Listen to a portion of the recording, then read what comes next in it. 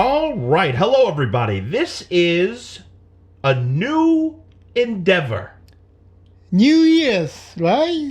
Well, we're going to release this in March, so I think you're going to have to stop saying Happy New Year to everybody. Okay, well, yeah. How long can you possibly say Happy New Year? I think like January 24th is the last day you can say Happy New Year.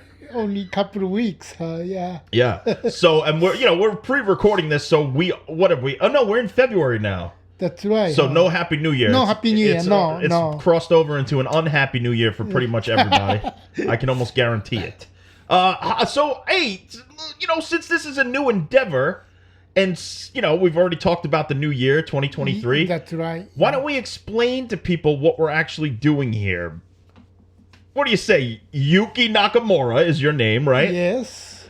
And I'm John Brennan. And so what's been going on recently is Yuki Nakamura and I, John Brennan, have been doing this thing called Yuki and John's Patreon Buffet. And even predating that, we worked on a show called The Last Drive-In with Bob Briggs. And even predating that, we worked together on a Troma movie called #Shakespeare's Shitstorm, directed by Lloyd Kaufman. Right. You remember all that stuff? Yes. Okay, you remember, you don't have PTSD or anything, right? You're all right? Well, I remember, when I met you first time, and that stormy, rainy day, like a hurricane day. Oh, man, you know what's funny? It's close to the day. Right now we're recording. It's February 4th, and so it's almost the 6-year anniversary of when we met. It's been already 6 years? Right? Unless my math's off. What's Yeah. 2018 plus 7 minus 2 divided by 3 equal... Something around... Something like that. Yeah. Something like that. 6 years. Wow. So isn't that crazy? So what we're doing here, a new endeavor, and we'll tell the story of how we met. But we're calling this Yuki and John's Podcast Buffet. Oh. So everything that we've been putting out on the Patreon Buffet has been behind a paywall. And we have these beautiful patrons who've been supporting us. Right. But what we wanted to do is bring a brand new show to the people. Because why we called it the buffet is there's so many different things that we do. We do a show called Yuki Reacts where I show you videos and you react to crazy things like, I don't know, if Donald Trump's hairpiece falls off, Yuki goes, oh my God, right? What was the craziest video that I showed you? Do you remember? Well, the number one is still your the what? The poo-poo kaki. So so if anybody's interested, this video is actually out there. It's the biggest pile of human dump that has ever been committed. I still can't believe that comes out from person. Yeah, it came out from a person. I was a janitor in around 2001, which is funny because I called it 2001 a shit odyssey. Because it was a shit odyssey. I walked into work one day and there was the biggest pile of human crap ever. And I started to flip out. And this was before the times of cell phones. And I said, I'm not going to clean this unless I could document this because nobody will believe. Right. Without the proof, nobody can believe that big. That humongous size. So I called up my loving brother who absolutely said, yeah, I'll come down with your video camera. It was DV cam at the time. And we filmed and documented the largest pile of crap in the human, I would say not even in human history. It was the largest pile of crap that a human, yes, in human history. It's close to human history. Because an elephant crap comes close, a horse crap comes close. Right, but not the human. We're off to a great start on Yuki and John's Podcast Buffet, but that's the sort of thing that we do. I show Yuki things. He remembers the poop. And if anybody wants to go look at it, it's on my YouTube page at badtechno.com. But besides that, we do... Oh, my God, our food's here. Oh, my goodness. Hold on. We just ordered some Slovaki food. Hello? Oh, delivery downstairs. Okay, we'll be right down in one moment. Thank you so much. We'll send you. Actually, producer Liz Shack... our producer Liz Shack, who does so many things for us, she's now doing, including picking up the food. She's gonna run down and pick up our we got some nice chicken kebabs and stuff like that. So okay, but besides what we do, we do another series on the Patreon Buffet called Yuki Celebrity Stories. Yuki, you've met, I would say, 200, 300 celebrities. I don't know, maybe not that many. It seems like that many, because every time we get to the end and you go, okay, this is the last episode, you say 17, 18 more people. Sometimes, I forget, But it's everlasting. I mean, I think we're approaching a dozen episodes at least of celebrity stories alone. I mean, it's insane. Who's the strangest celebrity you ever met? I think you said Gary Busey, right? Can I say that? You can say anything you want. Who cares? The China was strange. China was strange, the wrestler. It's nice.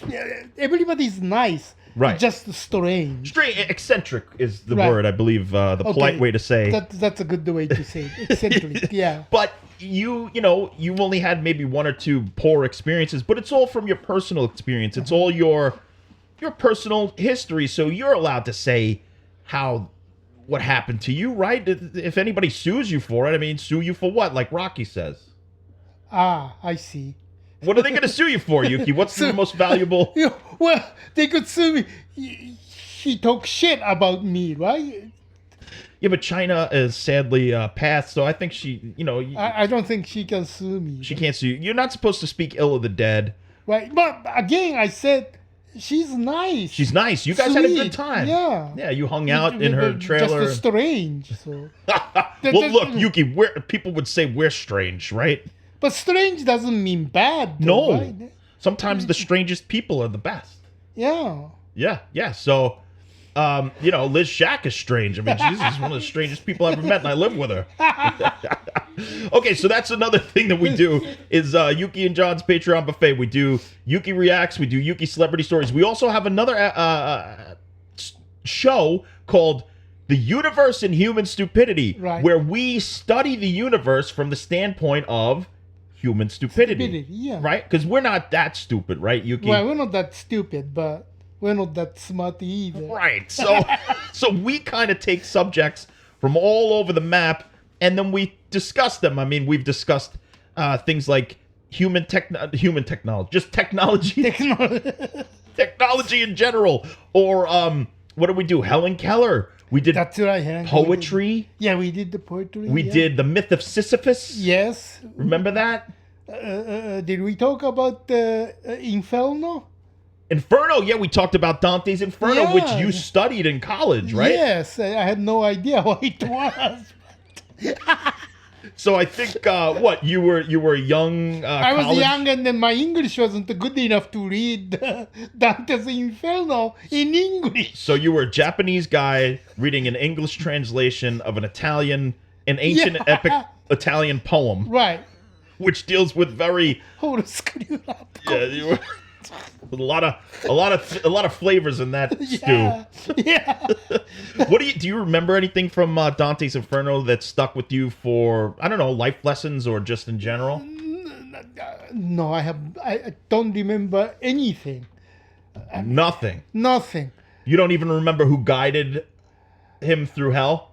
The poet? It's a poet. I know, but God, and my English wasn't good enough, so I just tried to pass the class. Right. So I didn't care anything. It's just try not to fail. That's it. Right. So Okay. I think I got the C in that class. C is good. I mean, C is Right, and look, American-born, American student, many of them didn't pass the class. So I think I did good as an immigrant. Yeah, you did great. I mean, a C to me it's like we said, right down the middle. It's not too smart, not too stupid. Right. It's just right straight up in the middle. Right. So you were right in the middle on Dante. English as a second language. So I'm proud of myself. Yeah, you should be proud. And the poet's name who guided him through hell was Virgil. I don't remember that. He wrote the Candide. Oh, I read the Candide many years ago on my own. I didn't have any class, or I just wanted to see if I could get through something that was dense. And there's a part in there that's really gross about a guy who had half his butt cheek cut off, and he had to ride a horse. That always stuck with me. I don't remember anything else about the Candide other than the guy with one butt cheek. Those ancient poets were fucked up. All right, so that's another show we do. We also do a lot of other stuff, like I'm Lloyd Kaufman, president of Troma Entertainment and Right. creator of The Toxic Avenger. really was generous and allowed me to share a bunch of the stuff that I did with Troma, because I did a lot of web series, short movies, all sorts of stuff. And he said I could share it on the Patreon. So that goes up on the Patreon. Right now we're in the middle of sharing Kabuki Man's Cocktail Corner. Well, I seen the Toxic Avenger, but I really didn't know about the trauma thing. So when first I saw really Tempest. You know, the Tempest, yes. So that's the movie. Like a exciting, making like a wrecked ship. But I didn't know it was really a shitstorm. Yeah, so, okay. So we did say we were going to say how we met and why we met. So we met February 2018. I was helping Lloyd produce his adaptation of Shakespeare's The Tempest, which eventually went on to be called #Shakespeare's Shitstorm. Now, I put out a call for people to help build sets. And it was on Craigslist, and Yuki answered the call and came to Troma Entertainment one day on what I would only describe as a mini Hurricane Sandy. It was like a crazy storm, right? My umbrella broke that day. Your umbrella broke on the way to the shitstorm. Yeah, with the shitstorm. That was a storm day, yeah. That was a crazy storm day. Yeah. So then you come to the place, and you're soaking wet, and then we have an interview, and you handed me a dense, thick portfolio that was filled with all of your work from over the years. Yes. Things like Hallmark movies and all sorts of stuff. But the thing that struck me to be the most interesting was that you handed me the thing and said, I built a spaceship. And you showed me this spaceship, and it was based on the technology that they used in Inception, where the hallway spins and the people... And you built a mini version of that as a spaceship. Right. The Inception cost $2 million. The rotate hallway. Yeah.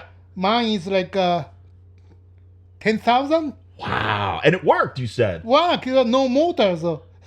I needed 5 grip guides push around the ring, but still rotate. But so what the illusion looks like, they're sort of spinning and floating and moving through. Spinning, spaceship. So director wanted go 360-degree rotation. Wow, that's so cool. So you blew me right away, and I mean, you didn't blow me. You blew me away. You didn't suck my dick.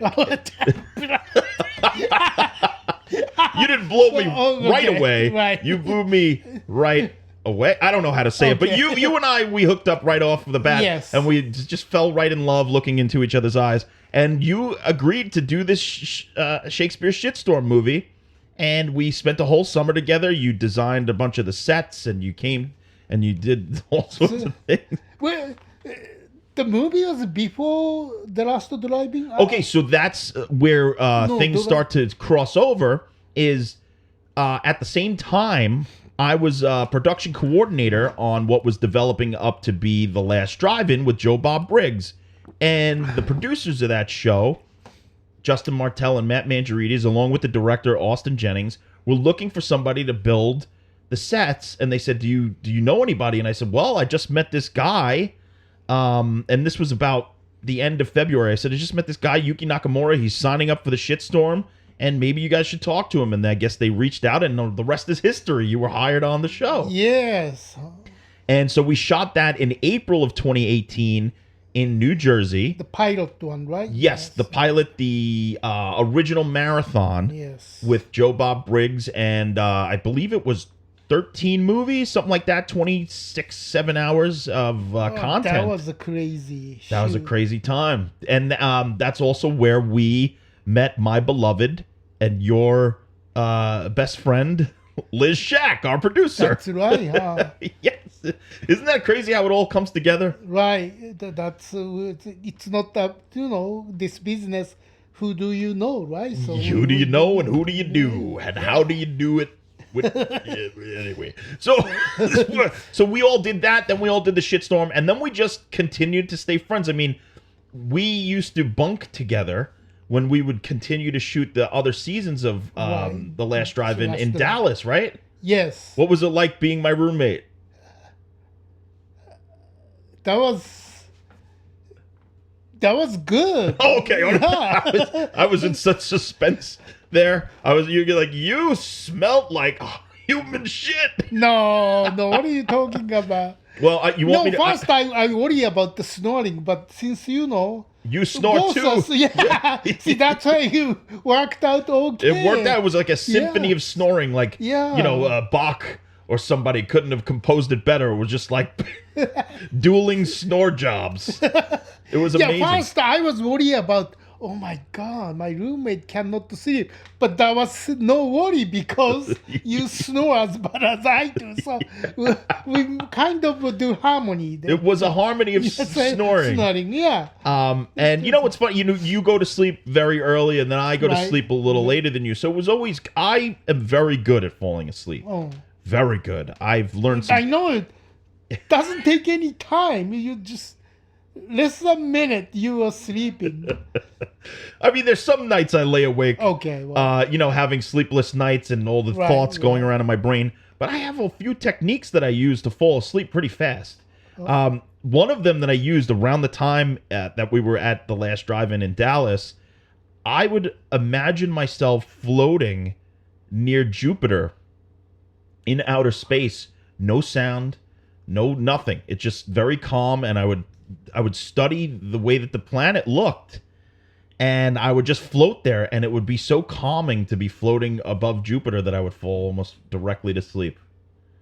I never heard that. It's an amazing technique. Really? I think I invented it myself. Well, it's based on... Okay, so I used to read a lot about different spiritualities, religions, philosophies, and one of the books that I read was called The Book of Secrets by Osho, who now it's come out has been kind of... I don't know. There was a documentary that sort of said he was like a shitty guru who sort of exploited people for money. I don't know the full details, but I do know that he put out this book, The Book of Secrets, which has 140-something tantric techniques that help you in your life. It's not just sex tantra. It's about a lot of things. It's about meditation. It's about breathing. It's about mind control, controlling your own mind, not other people's minds. I guess you can also control other people's minds. But some of the techniques in there were about how to fall asleep. And one of the techniques was you go into bed, you completely relax yourself, and you start to relive the day that you just lived from the very beginning when you wake up. And you go through each step. You say, okay, I woke up, I got out of bed, I put my slippers on, I went into the bathroom, I brushed my teeth, I took a shower. And by the time you're taking a shower, you're sleeping. Wow, that quick, huh? Pretty much. I mean, try it. When you're going to sleep tonight, just go, what did I do this morning? And you'll be sleeping. No, but I mean, well, I would try, but, in my mind, like, if I do that, I keep thinking and then going through. I'm telling you, it's because...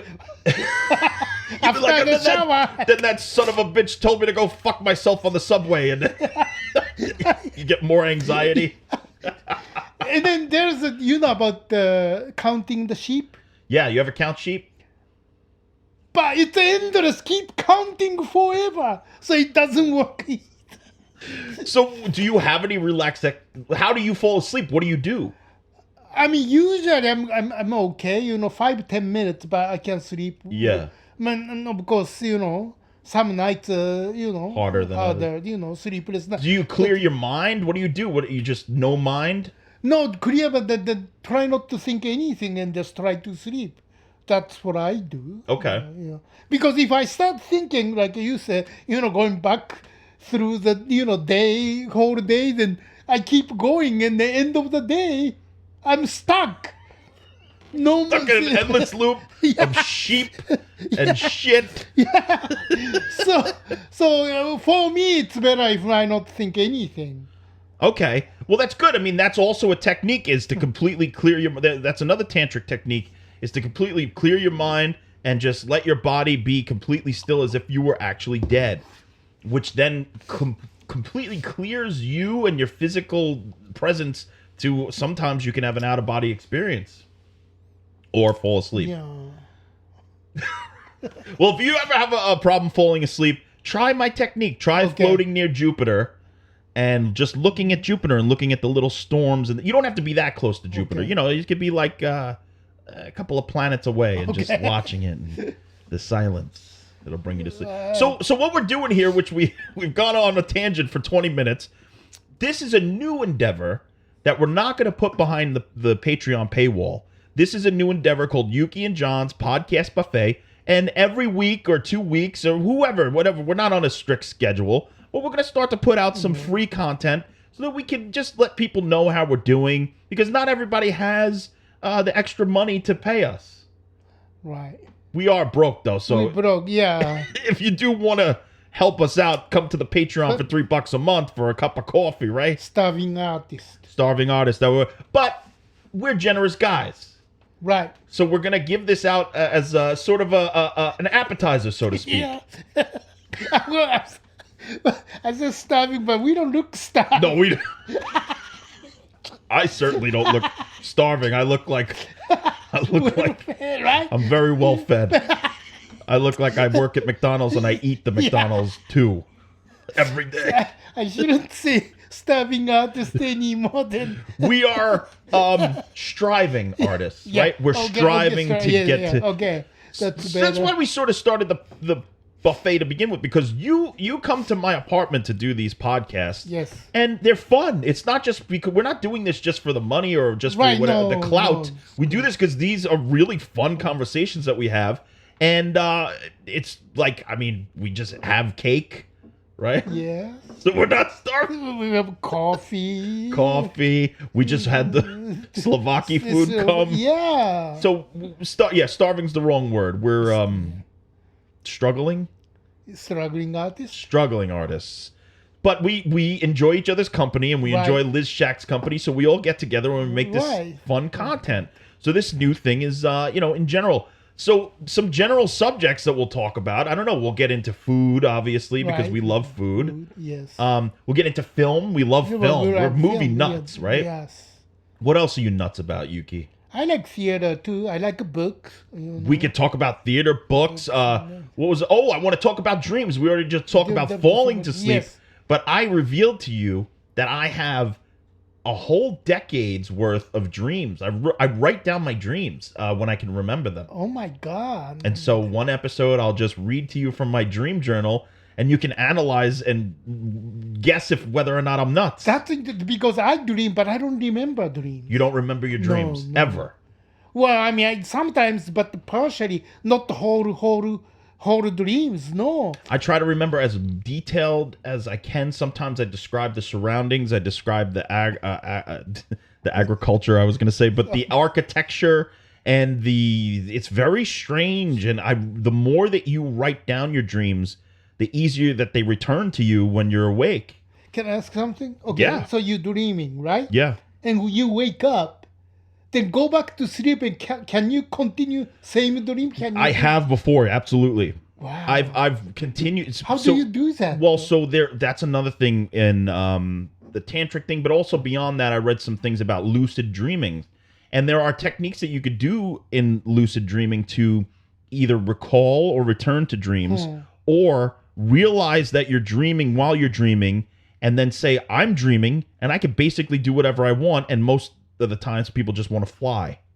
So they take off and they fly in their dreams, and they're awake but sleeping, and they go, I'm flying, and it's Wow. amazing. I did it once. Really? Yes, I'll tell you quickly about this. The greatest lucid dream I ever had.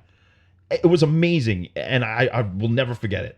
I walked into this like huge theater, Yeah. and there were these big red curtains up on the stage, and all around was like this decorative theater. All this ornamental, it was beautifully decorated and beautifully designed. Red seats. And in the middle of the middle section, like the orchestra section, there was maybe a dozen people sitting there chatting. Right. And I wasn't afraid at all. I said, oh, this is a very welcoming scene. And I went over to those people, and I started to talk to them. And in the middle of it, I said, wait a second. I'm dreaming right now, aren't I? And they said, yes. And I said, but I'm not waking up. And they said, no, you're now you know that you're dreaming, but you're awake as well in the dream. And I said, well, what can I do? And they said, you can do whatever you want. And so I said, can I fly? And they said, yes. So I took off and I started flying around the ceiling. God. And I was flying, and then I woke up and I went, holy shit, that was real. I was dreaming and waking up and sleeping, and all happening at once. So I have a theory that those people that were in that theater were other lucid dreamers who have mastered lucid dreaming that could go and like visit each other and have a cup of coffee or watch a play Wow. together in the dream world. or I'm just a psychotic piece of shit who's losing his mind. I don't know which one is the real thing, but it really was real. God, no, I never had that. No. Oh, it's amazing. Dreaming, it's partially. Sometimes the problem is you dreaming, right? You wake up. I wake up before the story ends, so it's very frustrating because I don't know the ending. Well, you could use techniques to then go, oh, that was so cool. I want to go back into the dream, and you can. How do you do that though? It's almost like a very direct concentration while you're going back to sleep because you're not fully awake. Whenever you're waking up, you need a little while to fully come into consciousness. So if you stay in that like hypnagogic state in between dreaming and awakeness, and you say, I'm returning to the place, and you concentrate on the place, you will return to it. That's amazing. I've had, you know how many dreams I've had where I'm Indiana Jones and I go on a new adventure? Hundreds. Really? Yeah, I have a great time. I go, I find. You should write it down. And send it. I have them. Yeah, I wrote a couple of sequels. One of them I was in Vietnam. One of them I was in ancient Egypt. God. Oh man, I went all over the place. Even the Lucas had only 5. I had 100. Yeah, see. And the cool thing is, sometimes I am Indiana Jones. Sometimes I'm watching Indiana Jones do his thing, and then sometimes it just gets so bizarre that Indiana Jones starts it and then evolves or devolves into something wholly other that has nothing to do with Indiana Jones. Wow. Yeah, and that's just one thing. I mean, I've met so many celebrities in my dreams. I've had instances where if I have a problem with somebody that I haven't spoken to in a while, it resolves itself in a dream. Really crazy stuff. And that's why I say, like, dreams, which we'll do a full episode on dreams. Mm-hmm. Dreams are so important, in my opinion, because you spend about a third of your life sleeping, right? Right. So in that third of your life, a lot of it is spent dreaming. And I don't know, sometimes they say that dreams only last like a snap. But right. But they're so vivid. You dream just before you waking up, or... Right. You dream when you're tired or many things. Right, but they're so... Okay, it's like really weird because... it's not like really weird. It is really weird, but it's like you're being sent messages from another place that's not a part of you because, you know, you'll go to sleep and have this thing going on in your life, but then all of a sudden you're Indiana Jones. What does that mean? Where is that coming from? Is it the collective unconscious? Is it a signal from elsewhere? Is it from within us that... we're using these symbols that are buried deep within our human psyche to like sort of help us work things out in our waking lives? Or is that our real life and is real life the dream? Waking, right now we're dreaming, but when we go to sleep, that's our real life. It's like a Matrix. It is like the Matrix, yes. It's like the Matrix. So that's why I started to develop this technique of waking up and writing the dreams down and try to realize when I'm dreaming or whatever. But we'll get deeper into that in the dream episode because I'm going to read some dreams to you and you're going to go, you are fucked up. What's another subject we could talk about? Oh, Japan. Yes. You just went to Japan for 3 months. 3 months, yes. And you do that often. Yes, I every year then, stay there. Once I get there, maybe a couple of months.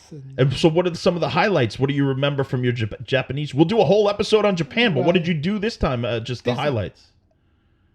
I ate a lot this time. We'll do that on the food episode. We didn't plan, but, 3 sets of friends came from U.S. So, I met them, we went out. And cool. Yeah, 2 sets of friends came in December. And then the other one came in January. That was one of them, Peter. What was the best thing you ate? Oh, Peter. We'll mention Peter. He used to run the fanzine for the last drive-in, and he came and met you in Japan. Right. His wife is Japanese, so he's staying there for 3 months. Peter Swords? Yeah. Yeah. So he's doing like me. I mean, except I don't have a Japanese wife, but... I set up Japanese passport. So you never know. Maybe they swing, Yuki. You could have gotten involved with that. Yeah. So where? You stay in Tokyo and then sort of circumnavigate? Right, yeah. What was the best thing you had this time as far as food? Oh, I had the monkfish. Monkfish. And then I had the puffer fish. Pufferfish. Yes. What is that the one that you have to cut correctly or you die? Right. Yes. You need the licensed chef, otherwise you die. So do you eat the pufferfish because you like to gamble with your life, or is it really that Because delicious? it tastes good. Okay. Can you wait 1 second? Yeah. Well, pause. I'll keep him occupied, Yuki. Yuki's getting up. I'll do the color commentary. He's going to the table. Oh, he grabbed his phone. Oh, he's swiping through his phone right now. I believe he's looking for something quite important. Let's see what he's got on his phone. What are you looking for? The picture of the puffer? Yes. Is that how you say it in Japanese? Pufferfish still, or is it another? Fugu. Fugu, yes. Fugu gai pan. Mugu gai pan. Fugu. Fukushima? No. Oh. Fukushima was that nuclear plant that had the meltdown, right? Yes, okay. Oh, here's the pufferfish. The fugu. Oh my God, it's moving. Yeah. Why is it moving? Because it's just cook. I mean, minute ago, this was... It was alive? Yeah. So it's dying as you eat it. Yes. And oh my God, Yuki. It's moving. It's actually moving. It's like a... So is it moving because they put salt on it or something, or no? That's why you just need the nerves. nerve system is still moving because it's so fresh. And then minute ago it was swimming, so that's why you need a licensed chef. R.I.P. Not everybody can do it. Puffer. Wow, Yuki. So and it was delicious. I love sushi. You know, I really am. What's that? Oh, I saw him swimming. Minute later, I was eating him. That son of a bitch didn't know what was coming for him. Yuki's eyes are bigger than his stomach. Or, now, you know, would you say that your eyes are bigger than your stomach, or your stomach are bigger than your eyes? Well, when I'm eating, maybe my eyes are bigger than stomach. All right. Well, this was an amazing overview of what we're going to do here on Yuki and John's podcast buffet. Which is basically a buffet of subjects. We're gonna just shoot the shit and go on tangents, and you get a little bit of dreams, you get a little bit of tantra, you get a little bit of pufferfish, you get a fugu as they call it. Yeah. Anything that you want to say to the audience right now while we have them captivated? Nothing. You don't want to say anything to these people? Well. You talk about it because I have a lot, just one at the time. Like I went to McDonald's. Oh. I had the burger they don't have in U.S. What's the burger they don't have in U.S. and Japan? It's called teriyaki egg something burger. I had it. So they put an egg on top? Yeah. And put teriyaki sauce? Yeah. That sounds freaking good. You know what else they have in Japan, McDonald's? What? They basically have these powders, like nacho cheese powders. Oh. And stuff like that. So you buy your nuggets, you put it in the bag, you put the stuff in it, and then you shake it. Okay, so Liz Shack is saying, in case that wasn't caught on microphone, that they have nacho cheese powdered. You put your stuff in the bag and you shake it, and it becomes a nacho cheese. So you can put your chicken or whatever, your fries. Yep. That sounds amazing. Oh, my God. Why isn't McDonald's caught up to the rest of the world as far as in America? I think I used to work McDonald's. So that's right. I think every country, like Germany, they have a beer. And then Hawaii, they have a, noodles, saimi. They treat us like children. Rice spam. So they have... So every place has a... local food. Amazing. There's spaghetti somewhere, I think in Thailand or the Philippines or something. They do. And at the Hong Kong McDonald's, a specific one, you can get married there. Oh, you can get married in a specific Hong Kong McDonald's. So, you know what? I grew up not too far from the McMansion, so that's pretty cool. It's a mansion that they converted into a McDonald's in New Hyde Park. Yeah. So, all right, McDonald's is kind of cool. Would you say that that's your favorite fast food, Yuki? Yes, I think so. And then Yoshinoya too. Yoshinoya beef bowl is very good. Yeah. I mean, I don't want to eat every day, but sometimes I miss it. So. I love Yoshinoya beef bowl, and then of course In-N-Out Burger, which those sons of bitches won't cross the Mississippi for some reason. I don't understand why. I guess Mormons don't like us on the East Coast. Probably still. That's we have to go there. Yeah, we have to right? go there. They make it more special. Also, Whataburger. Anyway, so this has been an amazing episode of Yuki and John's Podcast Buffet. So anybody out there who's listening, thank you so much for listening. You can find Yuki online. Right now, he has Twitter and Instagram, Tokyo Cowboy Yuki. Do you And, have an Instagram? well, full disclosure, I didn't know that. I'm posting for you, but Oh. I sometimes when I ask you questions, I say, for instance, it's all your words. So I say, what do you think about Felissa Rose? And you say, Felissa Rose is very nice. So I say, oh, great. I have a picture of Yuki and Felissa Rose, and I put that picture up, and I say, Felissa Rose is very nice because you said it. So Yeah, it's I all said your it. words. Oh, I didn't know that. Is that why Peter knew I was in Tokyo? Yes. I said, how did you know I'm in Tokyo?